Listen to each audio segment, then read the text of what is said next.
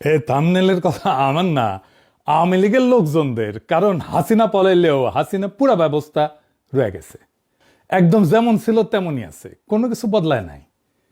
আজকে একটা এক্সাম্পল দিতেছি একটা সেক্টর নিয়ে। হাসিনার লেসপেন্সার ছিল সামিট গ্রুপ। সেই সামিটের 5টা কোম্পানিকে হাসিনা পলানোর পরে বাংলাদেশ সরকার পরিশোধ করেছে 5,978 কোটি টাকা।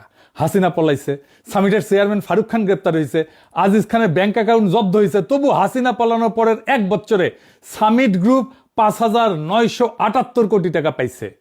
তার মানে তার কি ইলেকট্রিসিটি দিচ্ছে সরকারকে, তাই সরকার টাকা দিতেছে? জি না। ফারুক খানের ফ্যানেলের কাপড় ঘষলে ইলেকট্রিসিটি যেতে তৈরি হবে সেটুকুও দেয় নাই। শূন্য ইলেকট্রিসিটি দিয়ে 1,000 কোটি টাকা নিয়ে গেছে। জানেন তো, আমাদের শরীরে এমনকি চুলে ঘষা দিলে ইলেকট্রিসিটি তৈরি হয়, স্থির বিদ্যুৎ কয়।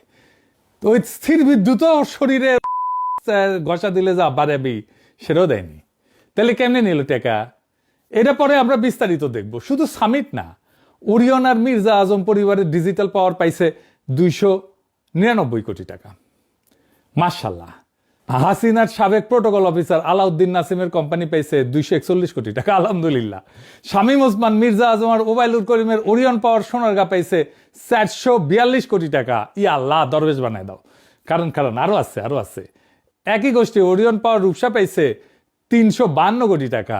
এর সবাই আওয়ামী লীগের লোক, অনেকে দেশের বাইরে পালায় আছে।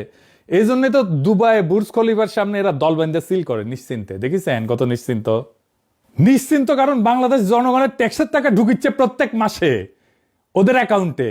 এটা হাসিনার সিস্টেম আর তারেক রহমানের ম্যানেজমেন্ট।